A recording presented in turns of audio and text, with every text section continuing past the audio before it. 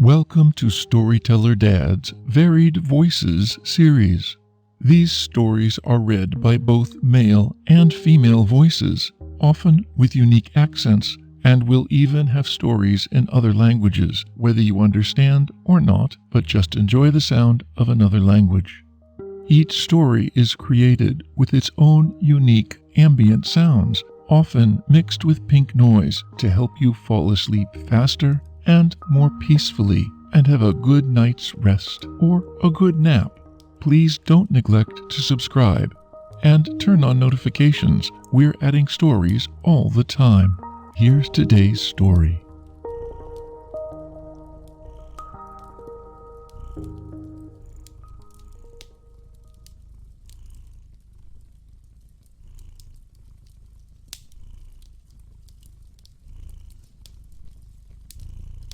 Nobody's Story by Charles Dickens.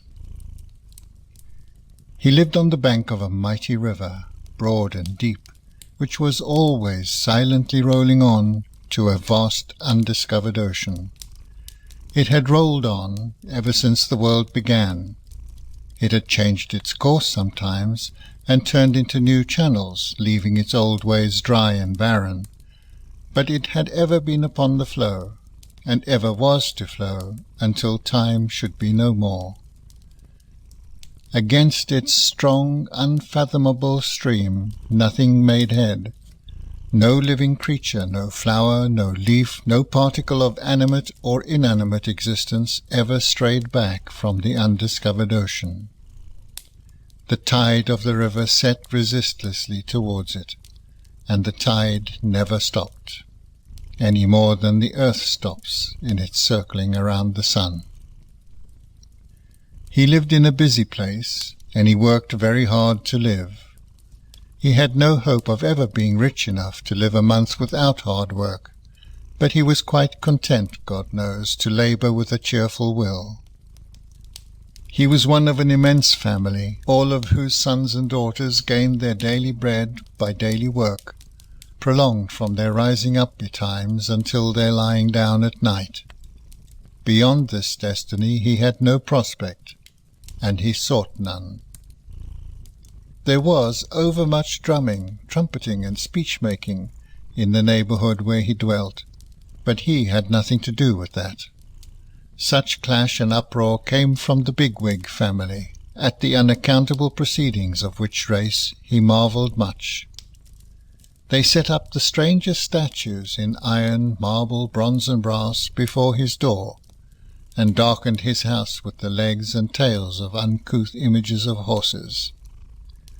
He wondered what it all meant, smiled in a rough, good-humoured way he had, and kept at his hard work. The bigwig family, composed of all the stateliest people thereabouts and all the noisiest, had undertaken to save him the trouble of thinking for himself, and to manage him and his affairs. "Why, truly," said he, "I have little time upon my hands, and if you will be so good as to take care of me, in return for the money I pay over," for the bigwig family were not above his money, "I shall be relieved and much obliged, considering that you know best."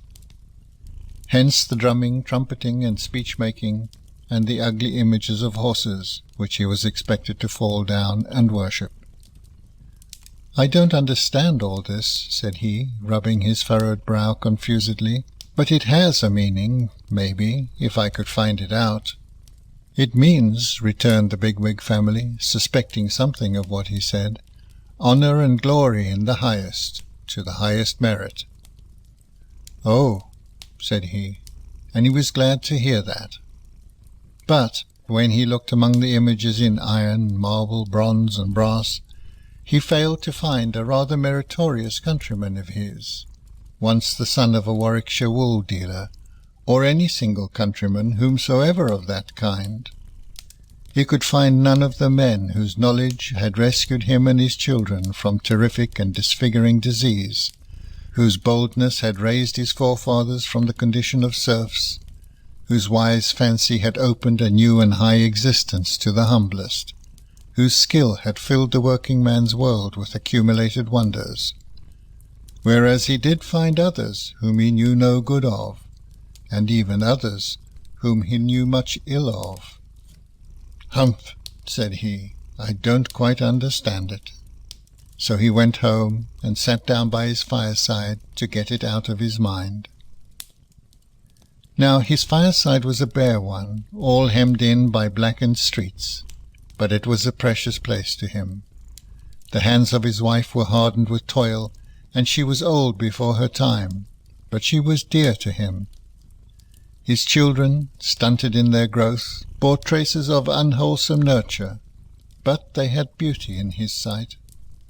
Above all other things, it was an earnest desire of this man's soul that his children should be taught. "If I am sometimes misled," said he, "for want of knowledge, at least let them know better, and avoid my mistakes. If it is hard to me to reap the harvest of pleasure and instruction that is stored in books, let it be easier to them." But the bigwig family broke out into violent family quarrels concerning what it was lawful to teach to this man's children. Some of the family insisted on such a thing being primary and indispensable above all other things, and others of the family insisted on such another thing being primary and indispensable above all other things. And the bigwig family rent into factions, wrote pamphlets, held convocations, delivered charges, orations, and all variety of discourses, impounded one another in courts lay and courts ecclesiastical, threw dirt, exchanged pummelings, and fell together by the ears in unintelligible animosity. Meanwhile, this man, in his short evening snatches at his fireside, saw the demon ignorance arise there, and take his children to itself.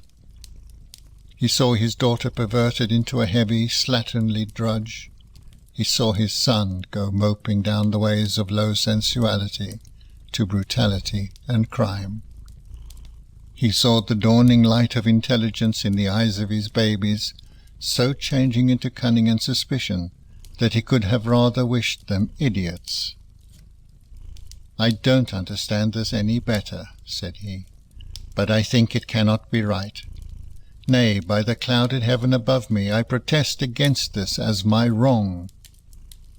Becoming peaceable again, for his passion was usually short-lived and his nature kind, he looked about him on his Sundays and holidays, and he saw how much monotony and weariness there was, and thence how drunkenness arose with all its train of ruin.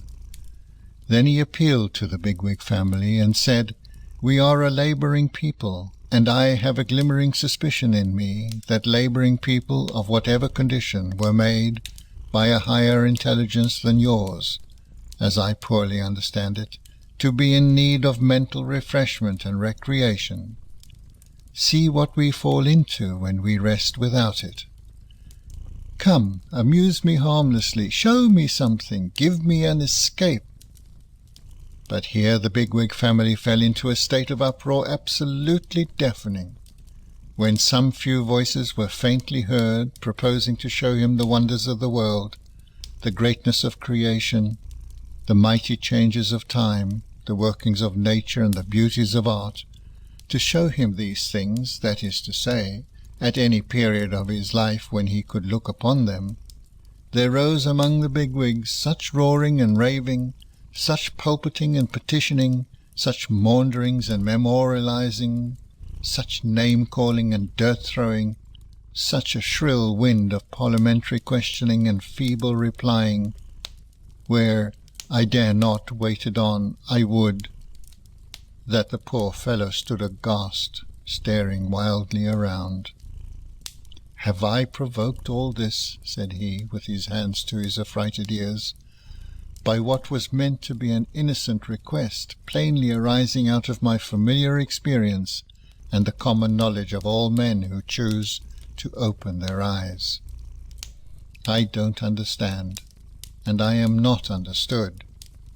What is to come of such a state of things?" He was bending over his work, often asking himself the question, when the news began to spread that a pestilence had appeared among the labourers, and was slaying them by thousands. Going forth to look about him, he soon found this to be true.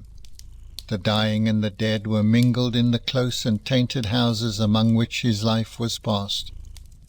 New poison was distilled into the always murky, always sickening air. The robust and the weak, old age and infancy, the father and the mother, all were stricken down alike.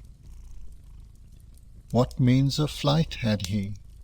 He remained there, where he was, and saw those who were dearest to him die. A kind preacher came to him, and would have said some prayers to soften his heart in his gloom, but he replied, "Oh, what avails it, missionary, to come to me, a man condemned to residence in this fetid place, where every sense bestowed upon me for my delight becomes a torment, and where every minute of my numbered days is new mire added to the heap under which I lie oppressed. But give me my first glimpse of heaven, through a little of its light and air. Give me pure water. Help me to be clean. Lighten this heavy atmosphere and heavy life in which our spirits sink, and we become the indifferent and callous creatures you too often see us. Gently and kindly take the bodies of those who die among us out of the small room where we grow to be so familiar with the awful change that even its sanctity is lost to us. And, teacher, then I will hear, none knows better than you how willingly, of him whose thoughts were so much with the poor, and who had compassion for all human sorrow." He was at work again, solitary and sad, when his master came and stood near to him, dressed in black. He also had suffered heavily. His young wife, his beautiful and good young wife, was dead. So too his only child. "Master, 'tis hard to bear, I know it, but be comforted. I would give you comfort if I could." The master thanked him from his heart, but said he, "O you labouring men, the calamity began among you. If you had but lived more healthily and decently, I should not be the widowed and bereft mourner that I am this day." "Master," returned the other, shaking his head, "I have begun to understand a little that most calamities will come from us, as this one did, and that none will stop at our poor doors until we are united with that great squabbling family yonder to do the things that are right. We cannot live healthily and decently unless they who undertook to manage us provide the means. We cannot be instructed unless they will teach us. We cannot be rationally amused unless they will amuse us. We cannot but have some false gods of our own, while they set up so many of theirs in all the public places. The evil consequences of imperfect instruction, the evil consequences of pernicious neglect, the evil consequences of unnatural restraint and the denial of humanizing enjoyments will all come from us, and none of them will stop with us. They will spread far and wide. They always do. They always have done, just like the pestilence. I understand so much, I think, at last." But the master said again, "O you labouring men, how seldom do we ever hear of you, except in connection with some trouble." "Master," he replied, "I am nobody, and little likely to be heard of, nor yet much wanted to be heard of, perhaps, except when there is some trouble. But it never begins with me, and it never can end with me. As sure as death, it comes down to me, and it goes up from me." There was so much reason in what he said, that the bigwig family, getting wind of it, and being horribly frightened by the late desolation, resolved to unite with him to do the things that were right, at all events, so far as the said things were associated with the direct prevention, humanly speaking, of another pestilence. But as their fear wore off, which it soon began to do, they resumed their falling out among themselves, and did nothing. Consequently, the scourge appeared again, low down as before, and spread avengingly upward as before, and carried off vast numbers of the brawlers. But not a man among them ever admitted, if in the least degree he ever perceived, that he had anything to do with it. So nobody lived and died in the old way, and this, in the main, is the whole of Nobody's story. Had he no name, you ask? Perhaps it was Legion. It matters little what his name was. Let us call him Legion.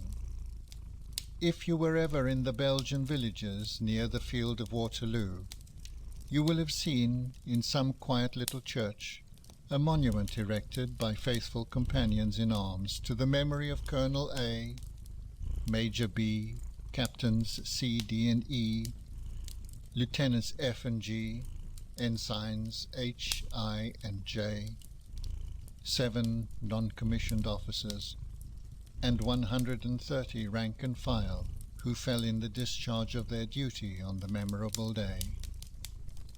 The story of Nobody is the story of the rank and file of the earth. They bear their share of the battle, they have their part in the victory, they fall, they leave no name but in the mass. The march of the proudest of us leads to the dusty way by which they go. Oh, let us think of them this year at the Christmas fire, and not forget them when it is burnt out.